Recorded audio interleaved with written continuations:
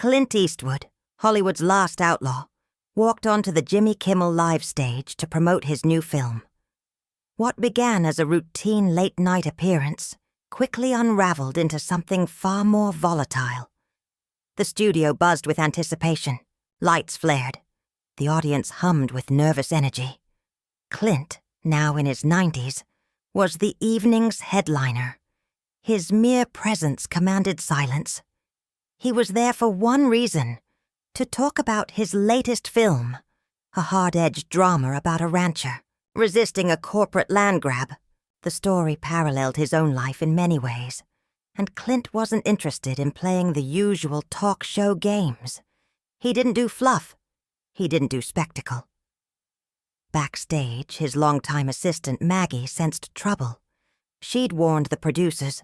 Her voice was low, measured. "Don't turn him into a circus act," she said. They nodded, pretending to listen. But their eyes gave them away. They wanted a viral moment, something flashy, something to ride on Eastwood's legend. Maybe they'd get him to joke around, toss on a prop hat, make himself the punchline. Maggie knew better. Clint didn't bend. Not for cameras, not for crowds.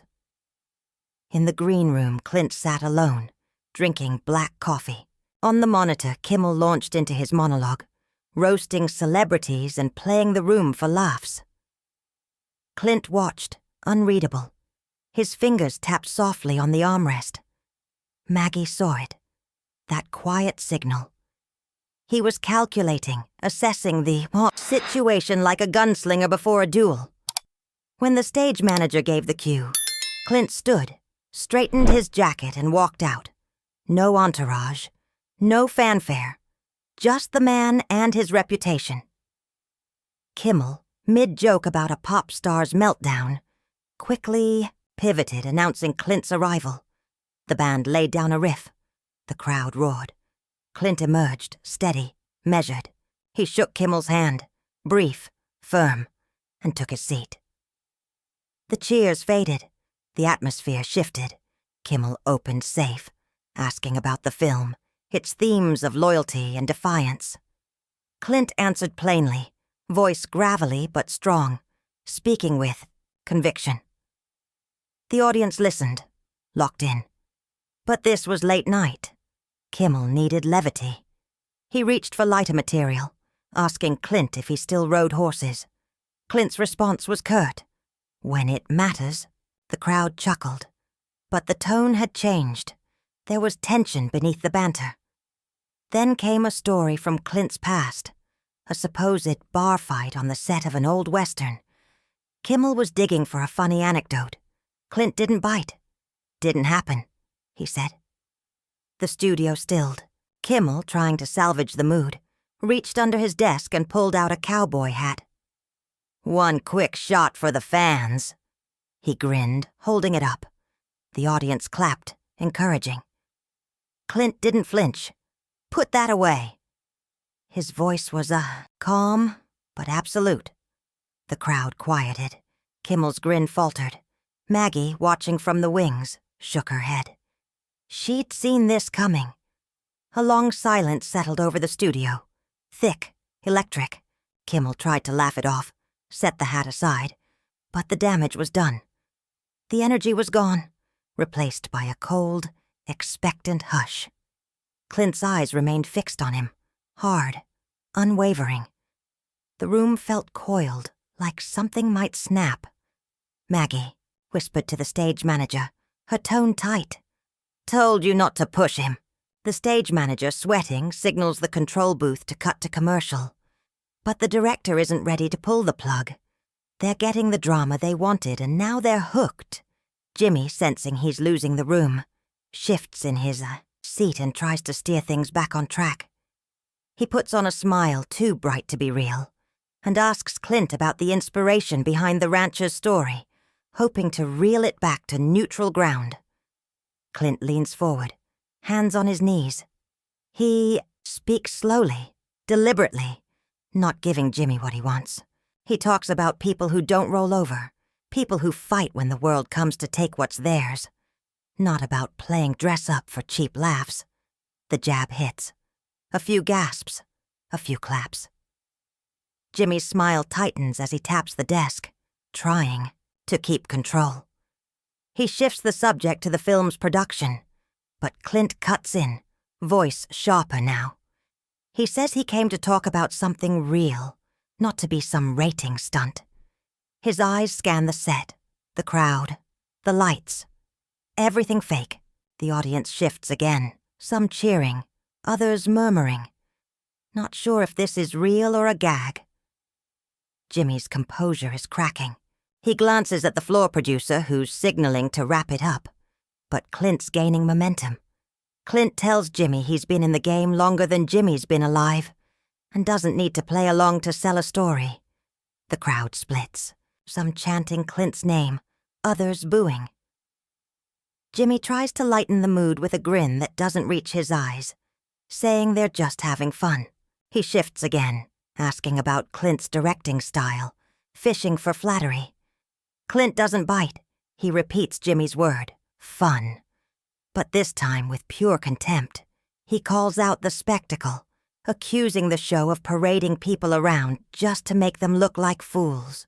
The energy in the room spikes. Backstage, producers are freaking out. The director's barking to cue the break, but someone above wants to let it roll. Maggie's pacing, muttering that she saw this coming. She watches Clint's face on the monitor, hard as stone. Jimmy fumbles for another pivot, asking about Clint's favorite past role. But Clint shuts it down. He raises his voice just enough to cut through the tension. He says this isn't about him. It's about respect, for the work, for the audience. The crowd reacts, clapping, yelling, some even standing. Others boo. The place is vibrating. Jimmy's had enough. He drops the act, leans in, and tells Clint they're just giving the fans what they want. He gestures to the audience, claiming they love him, that they want to see the legend. It's a mistake. Clint's eyes flash. He leans in and says, the fans don't want a clown. They want the truth. Everything freezes for a second. Then a heckler yells from the back. It's muffled, indistinct, but enough to shatter the moment. Jimmy grabs it like a lifeline, standing up and clapping his hands. He says they're going to a break, forcing a laugh. The band kicks in, loud and brassy, trying to kill the tension. But Clint doesn't move. His stare is fixed on Jimmy. The crowd buzzes, some chanting Clint's name, others egging Jimmy on. Jimmy stays standing, smiling wide, clapping like it's all fine. But his eyes flick to the floor producer, still signaling hard to cut. The cameras are still rolling. Every second is being captured. Clint's still in that chair, silent, unmoving, locked on his target like a predator, sizing up the next move. Maggie's watching backstage, muttering curses under her breath. She knows Clint isn't finished. In the booth, the director's torn. Ratings are peaking, but things are slipping fast. The band winds down. Jimmy sits again, leans in close, voice low, off mic. But the crowd's near enough to hear pieces. He says, "Let's just cool it, all right? We'll talk about the movie," Jimmy says, voice tight, trying to salvage the segment.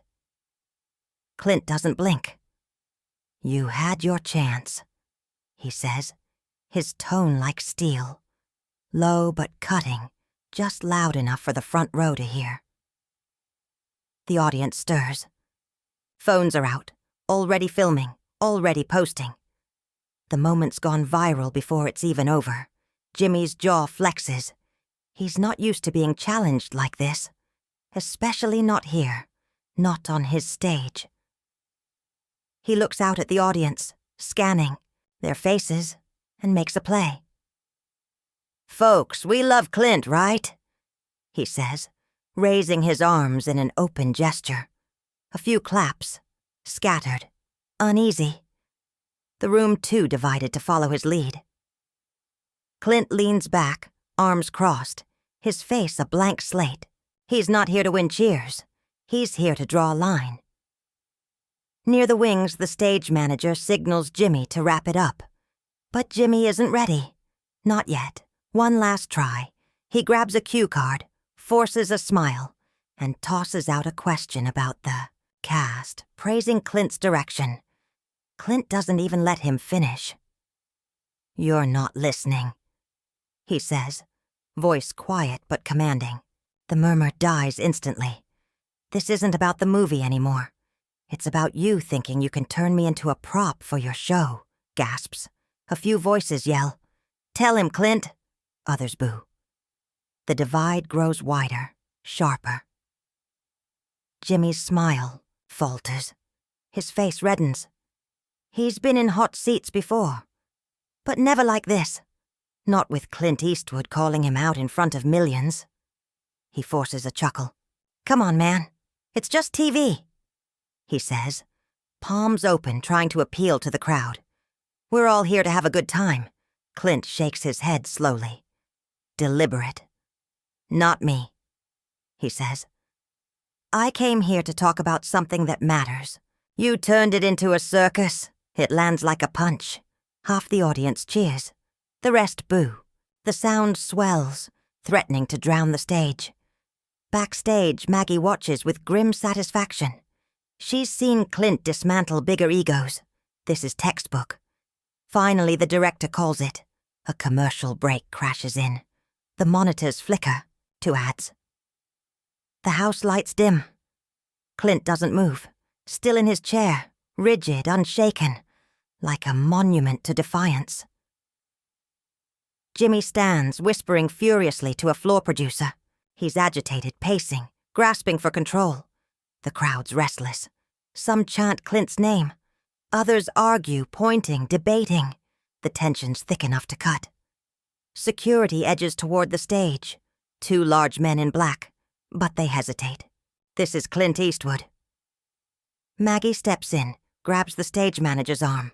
"Don't even think about touching him," she says, her voice cold and firm. The stage manager nods, backing off. But the air is charged. In the wings, producers huddle. Voices rise. Everyone's scrambling for a fix. Jimmy's at his desk, muttering, rubbing his temples. He knows he's losing the room. Clint, meanwhile, sits calmly. A stagehand brings him water. He sips, eyes scanning the crowd, watching, measuring. A fan near the front shouts, "You're the man, Clint." He gives the faintest nod. Nothing more. The break is nearly over. The director makes a call. Let Clint stay. But Jimmy has to take control. The band cues up. Cameras start to roll. Jimmy forces himself back to the desk, his face a mask of forced calm. Clint's ready. The studio lights snap to full brightness. The band fades out. The audience murmurs, tense, buzzing, alive. Jimmy slides back into his seat, his smile tight, like a fighter stepping into round 2. Clint hasn't moved, his gaze fixed somewhere past Jimmy, like the host is background noise. The crowd simmers. Some chant Clint's name. Others sit on edge, waiting for Jimmy to counter. Backstage, Maggie crosses her arms. Her face, equal parts pride and concern. The director's voice crackles through the headsets. "Keep it tight, Jimmy. Don't let him run the show." Jimmy leans in, clapping once. "We're back with the one and only Clint Eastwood," he says, his tone breezier now, trying to reset the vibe. He tosses out a question on cinematography. Neutral ground. Safe territory. Clint answers smoothly, talking about visual storytelling, how the land became its own character. Then, without warning, he pivots. "You know what's wrong with places like this?" he says, gesturing to the studio around him. "You think it's all about flash, about noise and ratings." Clint says, his voice sharp but calm. "You've forgotten what's real." The crowd shifts. Some clapping, others shifting in their seats, uneasy.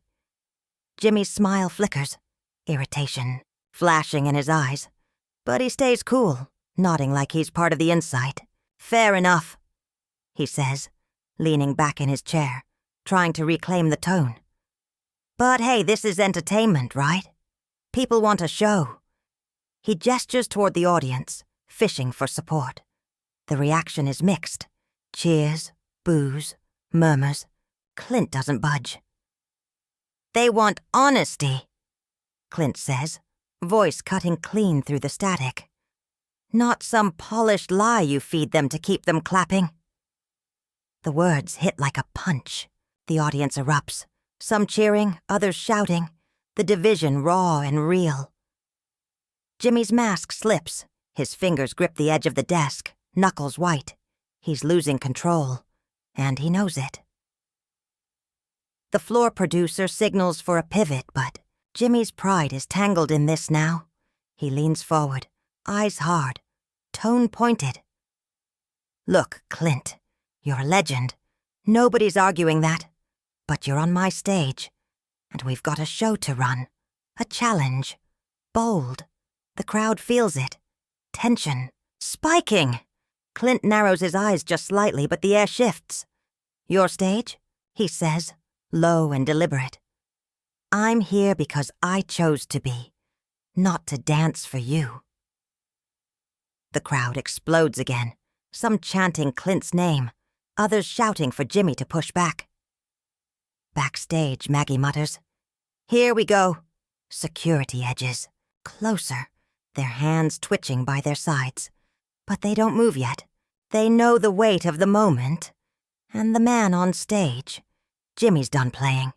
He stands, breaking the unspoken rule of late-night hosting, and points at Clint. "You want to talk respect?" he says, his voice raised now, no longer smooth. "Then respect the people who invited you here." The audience roars, cheers, boos, chaos. Clint rises slowly, like a mountain coming to life, his presence commanding. He doesn't need to yell.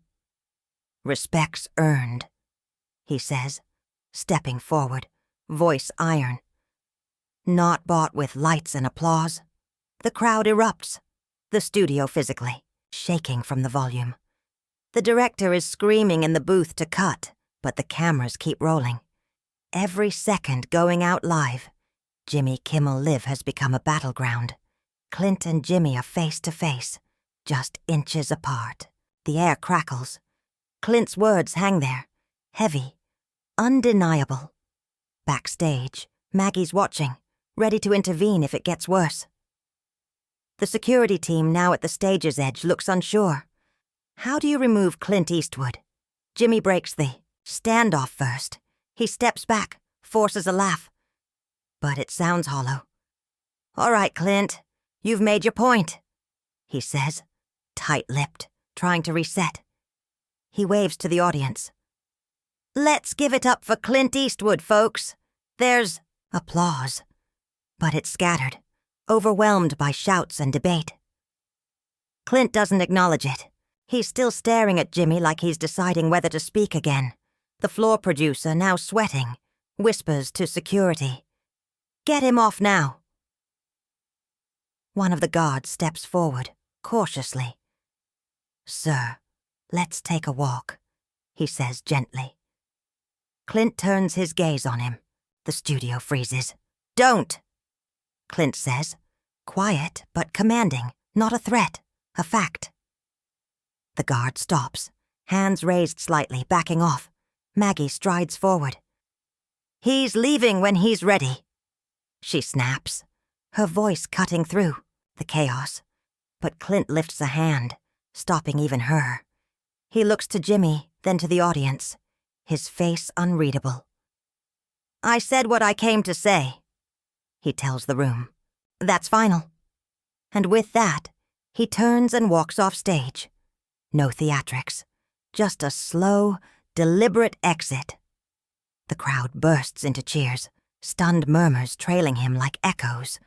Jimmy's left standing alone. The band scrambles to play something, anything, to fill the silence. He waves to the crowd, forcing a smile. "Well, that was something, huh?" he says, voice cracking slightly as he tries to spin it into a joke. The crowd chuckles, but it's off, fractured. The moment is too big. Backstage, the producers are in chaos. The director's yelling about PR disaster control. Maggie follows Clint to the green room.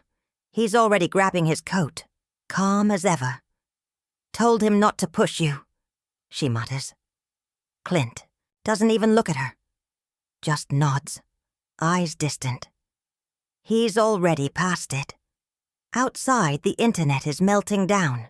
Clips are already viral. Debates raging. Was Clint right? Or did he go too far? The show limps to its end. Jimmy rushes through. The next segment, his rhythm shattered. Nothing else matters now. Clint's walkout is the show. It will be dissected for years.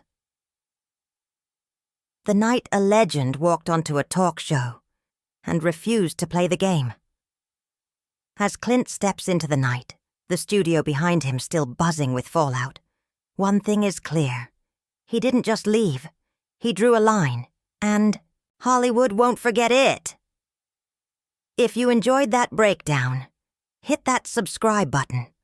We've got more stories like this, raw, real, and unforgettable. Drop a comment.